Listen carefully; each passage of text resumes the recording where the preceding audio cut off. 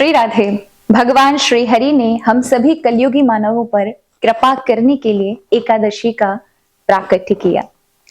मार्गशीर्ष माह के कृष्ण पक्ष की एकादशी को उत्पन्ना एकादशी कहते हैं। इस माह 9 दिसंबर को ये एकादशी पड़ रही है। उत्पन्ना एकादशी नाम से ही पता होगा, उत्पत्ति, जहां से एकादशी का प्राकट्य हुआ है। कथा ऐसी है, तालजंग नाम का एक असुर था जिसका पुत्र था मुर, जिसने ब्रह्मा जी की तपस्या की और ये वरदान पाया कि उसे युद्ध में कोई जीत ना सके।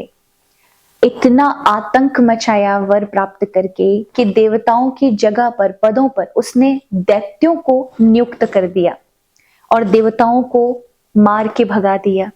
देवता अत्यंत त्रस्त व्यस्त होते हुए भगवान शिव के पास पहुंचे और भगवान शिव, जो कि समग्र विपदाओं का हरण करने की सामर्थ्य जिनमें है, देवताओं का कष्ट देख ना सके, मुनियों का कष्ट देख ना सके, युद्ध करने के लिए जाते हैं, किंतु वह उस दैत्य से ब्रह्मा जी के वर के कारण जीत नहीं पाते।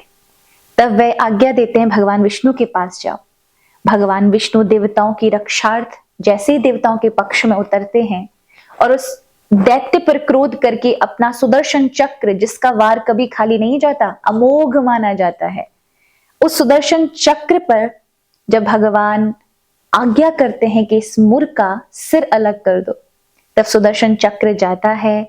किंतु यहां पर भी ब्रह्मा जी का वर जो उसे प्राप्त था, इस कारण से चक्कर लगा करके ही, लेकिन उसे कोई प्रहार ना करते वापस भगवान के पास आ जाता है। तब तो हाहाकार मच गया कि ये दैत्य भगवान विष्णु के अमोघ शस्त्र का भी प्रयोग इस पर नहीं हुआ, अर्थात ये अजेय है, इसका बाल बांका नहीं हो सकता।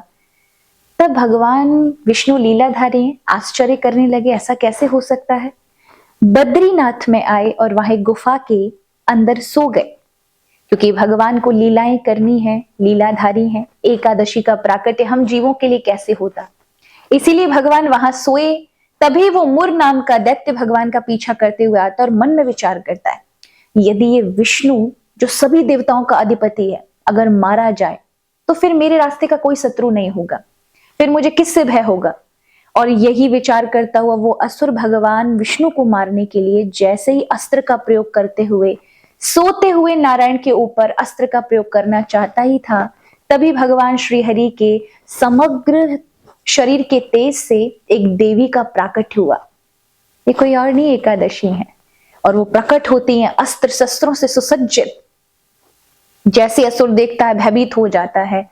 क्रोध में देवी ने सिर्फ मात्र हुंकार की, अस्त्र का कोई प्रयोग नहीं किया, मात्र क्रोध में हुम शब्द करते ही उस दैत्य के प्राण निकल गए।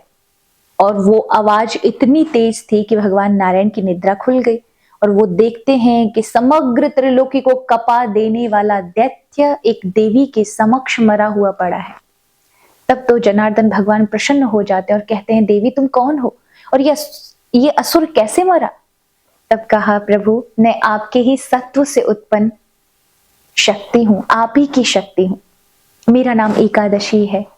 हे हरि, जो समग्र संत विद्वत परमहंस इत्यादि भी एकाग्रचित भाव से जिस समय आपको भजते हैं और जो स्थिति होती है, मेरा प्राकट्य वहीं से है, इसीलिए मेरा नाम एकादशी है।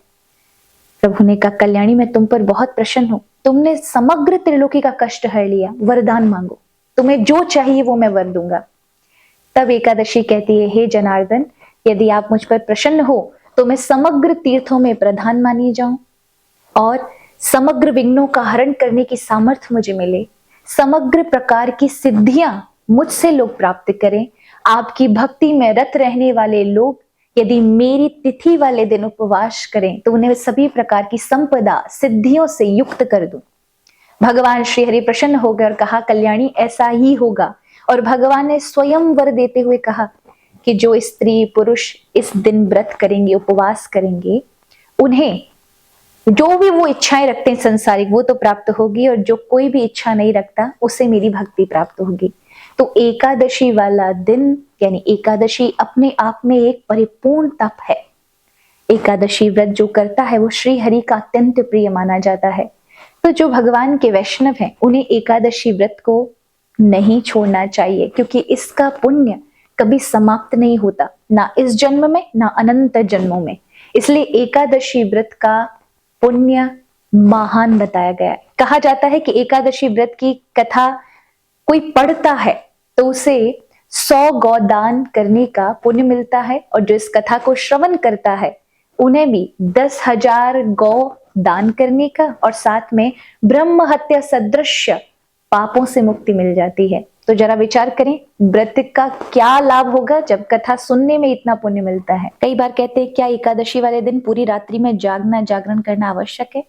हो सके तो जागरण करें, और अगर नहीं हो पाता है तो कम से कम 1 घंटे का कीर्तन एकादशी वाले दिन आपको 12 बजे 9 बजे से लेकर रात्रि के 12 बजे के बीच में करना ही करना है। तो एकादशी महान पुण्यदायी बन जाती है।